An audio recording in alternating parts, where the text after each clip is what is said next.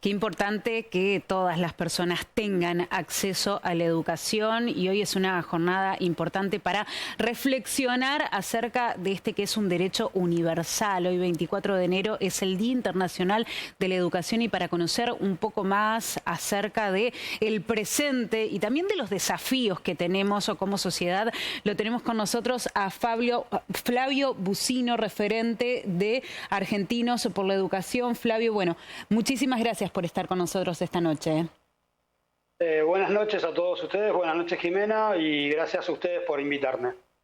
Bueno, conocer un poquito cuál es la situación en la que está hoy nuestro país, cuáles son un poco también, por supuesto, los desafíos que tenemos este 2023 para ir en algo a cortito plazo en principio.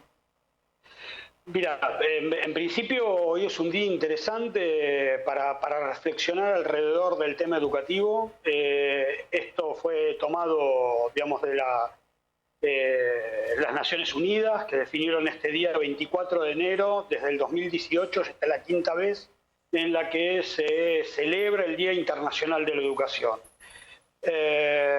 Para pensarlo en términos más locales, más de Argentina, lo primero que me viene a la cabeza o pienso es, digamos, lo interesante que es que este día nosotros podamos reflexionar no solo hacia nuestro pasado histórico, nuestra historia en la educación y la situación actual en la que estamos, sino también ponernos en contexto con el mundo.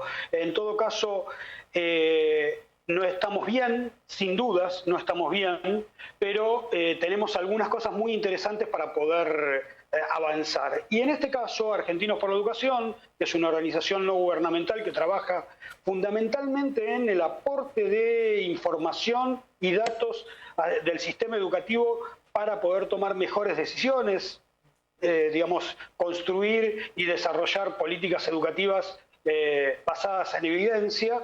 Lo que hizo hoy fue presentar un informe que en realidad son unos 10 ejes, de los cuales te voy a contar 4 o 5 en este momento, pero ejes que serían desafíos para el 2023, un año en el que estamos en elecciones, por lo tanto, un año en el que podemos darnos el lujo interesante de poder debatir alrededor de la educación, de ponerlo en la conversación pública, ya que nuestros candidatos pueden decirnos ¿qué quieren del tema educativo en la Argentina? A ver, ¿cuáles serían estos aspectos principales? El primero y principal, o uno de los primeros que me vienen a la cabeza en este momento, es el de reducir la desigualdad educativa. Nosotros tenemos en la Argentina que el 40% de los egresados de nivel secundario hoy están en situación de pobreza. ¿Esto qué quiere decir? Que no solo es un problema educativo de cuánto aprende o cómo mejor aprenden los chicos, sino también del contexto en el cual nos estamos movilizando.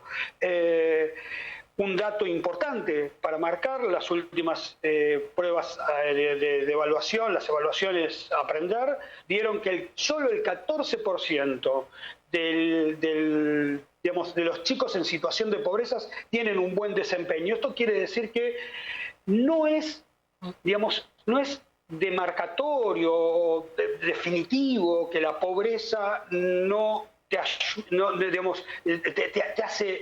menos posible de aprender. O sea, a esto quiero decir, digo, no es la pobreza en sí, pero la pobreza sí es una limitante que tenemos que, sacar, mejorar. Sin duda. En todo caso, lo que podremos pensar es que con la educación sola no alcanza, sin escuela no tendríamos la posibilidad de mejorar la calidad de vida de estos chicos. Entonces, no solo la educación, sino la educación como una de las políticas públicas, en el marco de una política pública integral, en la que podamos hacer que estos chicos mejoren su condición de vida. Situaciones, sí.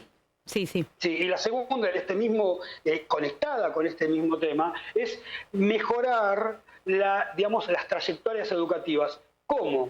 Con los gobiernos acompañando esas trayectorias individuales, teniendo información sobre cada chico, qué es lo que necesita, en qué funciona mal, cómo podemos mejorar, poniendo toda la carne al asador de las políticas públicas o de las acciones que los sistemas educativos realizan para atacar los problemas tempranamente y poder resolverlos en momentos de, digamos, imaginemos un chico en primer grado, detectamos un problema, poder resolverlo en el menor tiempo posible y no que lo siga arrastrando a lo largo de toda su biografía escolar, ¿no? Situaciones como, por ejemplo, dos programas que lleva adelante la provincia de Santa Fe. Una, bueno, lo veíamos recién, la implementación del boleto educativo gratuito. Por otro lado, también la provincia está llevando adelante un programa que es casa por casa, ir buscando alumnos que han dejado, sobre todo, la escuela secundaria para establecer esa obligatoriedad del colegio secundario. ¿Este tipo de acciones colaboran? ¿Cómo lo ven ustedes? Sin dudas, sin dudas. Este tipo de acciones son las acciones que los estados tienen que realizar. Justamente estas son las políticas que tienen que implementar. Más allá de cómo se implementen después, yo no tengo en este momento para poder evaluarte estos dos casos que vos me planteás puntualmente, pero en todo caso el concepto, la idea del acompañamiento, la idea de un estado protector que en definitiva busque cuáles son los problemas y trate de resolverlos conjuntamente con toda la sociedad. No es solamente el Estado el que tiene que resolverlo. Esto también tengamos en cuenta que la educación es un desafío de toda una sociedad. Yo acá estoy pensando tanto en el Estado, como digamos, en todo caso los gobiernos, como en el sector empresarial, los sectores de las dirigencias, de todo tipo de dirigencias sociales, políticas, sindicales y demás. O sea, creo que estos desafíos se van a dar en el marco de una cuestión social, de toda una sociedad, con liderazgos fuertes. Y esos liderazgos son los estados. Los estados lideran estas cuestiones y, por supuesto, tiene que haber liderazgos individuales de personas que se encarguen definitivamente de instalar estos temas, de provocar un debate alrededor de ellos y de diseñar y promover acciones puntuales que tengan que ver con resolver las problemáticas que los pibes tienen para poder garantizarles ese derecho a aprender en una escuela, ¿no? ¿Es difícil ser docente hoy en Argentina? ¿Cómo ven ustedes esta profesión tan imprescindible? Mira, uno de los ejes justamente es la jerarquización profesional de los docentes, de los que planteamos nosotros entre esos 10. Es difícil, sin lugar a dudas. A ver, no es fácil vivir en la Argentina, en todo caso, y ser docente a lo mejor tiene algunas problemáticas, digamos, conectadas con el problema, con el desafío que provoca la educación, ¿no? De hecho, hay un elemento interesante, digamos, si lo queremos plantear en términos económicos, hay un hecho interesante. Nosotros tenemos un informe por el cual hicimos una comparación de 18 profesiones similares a la formación de un docente y en términos de lo que gana un docente estaría en el nivel 15, en el número 15 de esas 18, digamos, a igual formación, 18 profesiones, el docente sería el número 15. Habría 14 por arriba que ganan más que un docente a igual formación. Esto muestra, de alguna manera, que la prioridad no está puesta en la jerarquización del docente, no solo a nivel salarial, porque muchas veces nosotros hablamos solo del salario, pero también tiene que ver con, digamos, recursos simbólicos que a los docentes se le otorgan, el lugar que juega un docente en la sociedad. Digo, ¿cuántos de nuestros chicos de 17, 18 años hoy están decididos por una carrera docente en el país frente a otras carreras que posiblemente le den a lo largo de su trayectoria de trabajador mejoras sustanciales en términos socioeconómicos?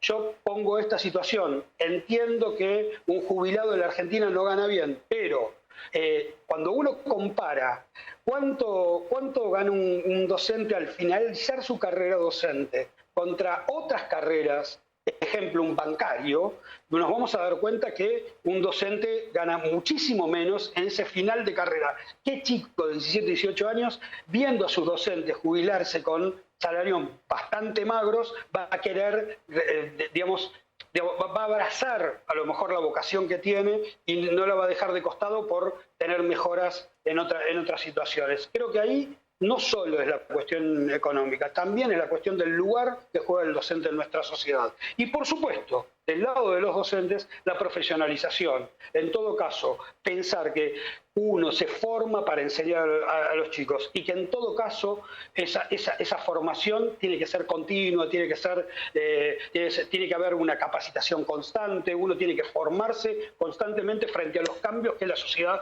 le está proponiendo a esos docentes a lo largo de su historia de trabajo, ¿no?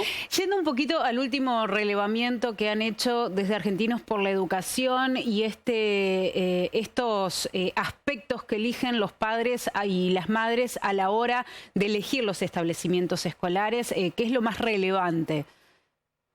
Mira, en todo caso, lo que nosotros intentamos hacer es romper algunos mitos.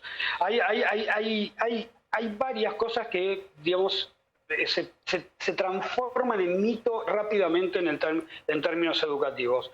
Cuando un papá elige una escuela, ¿por qué elige esa escuela y no otra? Rápidamente, digamos, lo primero que vemos es que los sectores medios muchas veces eligen, y no solo medios, sino sectores medios bajos, eligen el sector privado antes que el público, porque le da la posibilidad de que los chicos vayan todos los días a la escuela, de que, digamos, hay otros elementos que están jugando en la relación, digamos, decisión familiar frente a qué escuela elegir. Pero en el informe nosotros hemos tomado en cuenta muchas veces, nos hemos dado cuenta que muchas veces los papás eligen por cercanía, claro, por el lugar de cercanía que tienen. Esto es muy interesante porque los papás están relevando un elemento para mí central, que es el tema de la pertenencia social, el tema de la pertenencia a una comunidad. Y esto es muy interesante porque estas cosas van reafirmando, digamos, algunas cuestiones que teníamos perdidas. Un ejemplo, aquella escuela, digamos, heterogénea, en la que iba un chico de clase media y un chico de clase baja, y que podíamos conformar en ese ámbito escolar muchas cosas de aprendizajes que no tenían que ver con solamente los contenidos, sino con la posibilidad de intercambiar y de conformar una única sociedad, no sociedades duales como las que hoy vemos muchas veces en varios países del planeta, y que la Argentina también está dentro de este mismo esquema. Podría estar rompiéndose si nosotros logramos que las comunidades empiecen a formar parte. En esto, fundamentalmente, uno de los elementos también que estamos planteando es la participación de los padres en el sistema educativo. ¿Qué participación tienen hasta hoy los padres y cómo debieran ser la participación esa? ¿Qué lugar tienen espacio los padres? Muy de la mano de lo que ocurrió durante la época de la pandemia, digamos, donde nosotros reapareció un actor importante que era la familia, que muchas veces lo teníamos muy desdibujado desde las escuelas, y que hay una presión importante de muchos papás por la mejora de la calidad de lo que sus hijos aprenden. Ahí hay todo un elemento para empezar a conformar, y que, digamos, esta información que muchas veces Argentinos por la Educación intenta relevar, intenta poner mostrar y demás, tiene mucho que ver con cómo vamos a hacer para tomar mejores decisiones. O sea, que toda esta información esté asequible para aquellos que toman decisiones y pueden, digamos, construir mejores políticas públicas, ¿no? Flavio, como siempre, un placer, muchísimas gracias, y seguramente estaremos en contacto a lo largo del año para seguir de cerca, como siempre, el trabajo que llevan adelante. Muy buenas noches. Muy buenas noches y muchas gracias a ustedes por dar espacio y tiempo a estos temas que realmente son los que nos van a unir, van a formar parte de nuestro futuro. Muchas gracias. Buenas noches.